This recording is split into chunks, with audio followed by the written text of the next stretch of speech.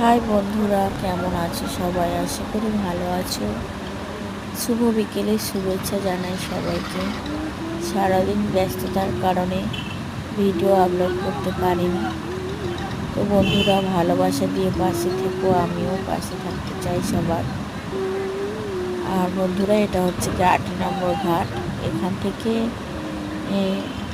নদী থেকে পারাপার করে লঞ্চে। লঞ্চ ছাড়াও ভুটভুটিতে পারাপার করে মানুষ,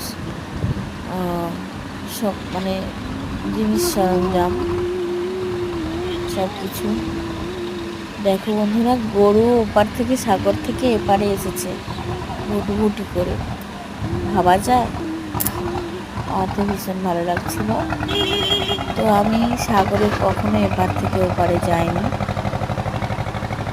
আমি এখানে প্রথম গেছিলাম। তো আমার জায়গাটা খুবই ভালো লাগছিল।